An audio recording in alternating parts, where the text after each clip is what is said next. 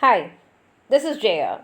In this video, we shall see the summary of Immigrant Voyage, a poem by Les Murray. Murray was a book reviewer, contributor to newspapers and journals, editor of Poetry Australia and for Agnes and Robertson, and he has also written several volumes of poetry. This poem, Immigrant Voyage, is from his collection Ethnic Radio, which was published in 1977.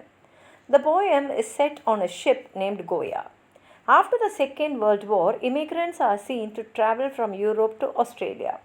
The voyage happens in 1950.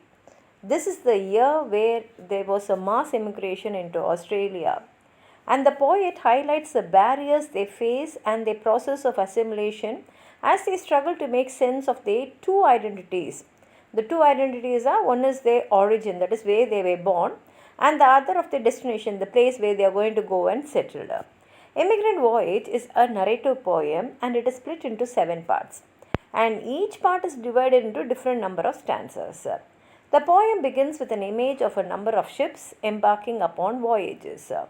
This is the context of immigrants traveling from post-World War II Europe to various parts of the world in the year 1950. Here, Murray talks about the one ship Goya in which his wife travelled. The next part details the difficulties the immigrants faced on two accounts. One was they are indecisive as to where to go and seek refuge, and secondly, on struggling with seasickness associated with the long travel they had in the sea. The third part focuses on the different activities taken up by the immigrants and their varied origin. They are all hoping to find a new place where they could feel belonged. The fourth part, as an extension, explores the intentions or reasons for the refugees leaving their nation. They attempt to share their common experiences on the Goya by soon mastering the common language, that is, English. As soon as they reach Port Phillip, they are hesitant about the challenges that they have to undergo to find a sense of belonging. The last two parts illustrates they further travel in trucks to different camps. Their children unable to make sense of what is happening in their lives.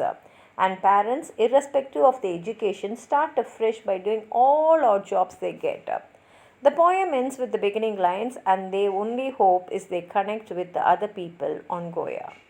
The poem explores the connect between the war, the journey, and the new land. They compromise their culture and identity to forge new relationships. War has torn them from their lands and thrown them into the unknown land. Their sense of belonging is only with the people they travel with, who are all from different parts of Europe. Their shared identity is that of immigrants. Australia is the land of new beginning for the immigrants. In the new land, from people they become mere numbers in the camps. They try to come to terms with this new place in the terms of language, culture, and identity. Now let's read the poem. My wife came out on the Goya in the mid-year of a century, that is 1955. In the fogs of that winter, many hundred ships were sounding, that is, it is starting. The DP camps were being washed to sea.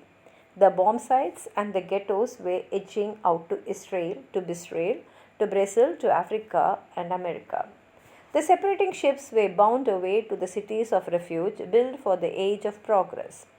Hull down and pouring light, the tith barns, the cathedrals were bearing the old castaway. Pattern bombed out of babyhood, Hungarians become Swiss. The children heard their parents, Argentina or Australia. Less politics in Australia. Dark Germany, iron frost, and the waiting many weeks, then a small converted warship under the moon, turning south. Way beyond the first star and beyond Cape Finisterre, the fishes and the birds did eat of their heave offerings. The Goya was a barracks, mess queue, spotlights, tower crossing the middle sea.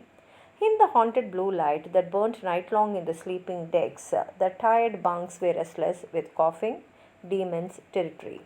On the sea of sweat, the Red Sea, the flat heat melted even dulled deference of the injured. Nordics and Slavonics paid salt tax day and night, being absolved of Europe, but by the gate of tears. The barrack was a village with conditions and dancing, approaching the southern stars. Those who said Europe has fallen to the prowess, and the many who said we are going for the children, the Nova Poor and the cheerful shirt-sleeved proles, the children who thought no smoking signs meant men mustn't dress for dinner, those who had hopes and those who knew that they were giving up their lives by becoming the people who would say, and sometimes urge in the English speaking years, we came out on the Goya.